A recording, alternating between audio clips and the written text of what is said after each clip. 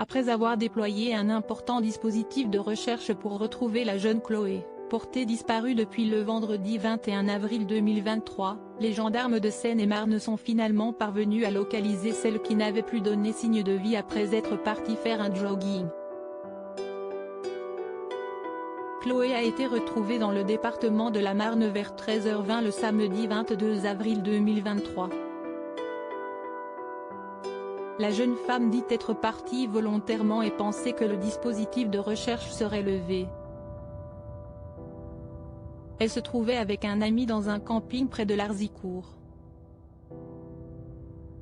Des investigations menées principalement sur la base de la téléphonie ont permis de la localiser, a indiqué le procureur de Meaux, Jean-Baptiste Bladier, dans les colonnes du Parisien. Pour réussir à retrouver la jeune femme portée disparue, les autorités se sont concentrées sur ses anciens petits amis. Étant donné que Chloé était partie faire un jogging sans emporter de téléphone portable avec elle, les gendarmes ont découvert, en exploitant le téléphone d'un ancien compagnon que la jeune femme, qu'il s'était connecté à plusieurs reprises sur le compte TikTok de Chloé après sa disparition. Par la suite, les enquêteurs ont découvert que le véhicule de l'ancien petit ami de la jeune femme avait été filmé par les caméras de surveillance de Dammartin-en-Goual, à l'endroit même où Chloé s'était évaporée.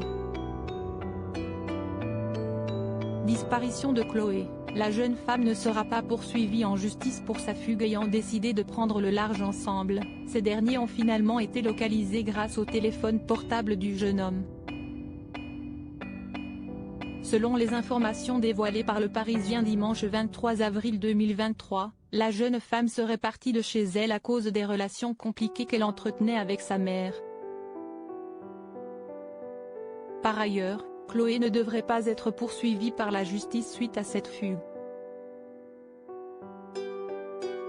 Il n'y a infraction que s'il y a dénonciation d'une infraction imaginaire, ce qui n'est pas le cas ici. On pourrait par contre parfaitement rechercher la responsabilité civile, et donc pécuniaire, des responsables, mais cela relève de la Direction générale de la gendarmerie et du service départemental d'incendie et de secours de Seine-et-Marne, non du parquet, a précisé Jean-Baptiste Bladier. À propos de l'auteur Clément Machetto, passionné de sport, et plus particulièrement de football, de basketball et de catch, merci Canal+, Koh-Lanta est pour moi le programme incontournable de la télévision française. Par le passé, j'étais également un téléspectateur assidu de la Star Academy sur TF1, mais aussi de la trilogie du samedi sur M6. Aujourd'hui le monde des médias n'a plus aucun secret pour moi. Ou presque. Ces derniers articles et Elisabeth II, ce conseil inestimable donné à Sarah Ferguson avant sa mort. Maïtena Biraben millionnaire, ce qu'elle compte faire du jackpot qu'elle va toucher. Gérald Darmanin, rebondissement de taille après la garde à vue de sa nièce et de son ex-amant GE.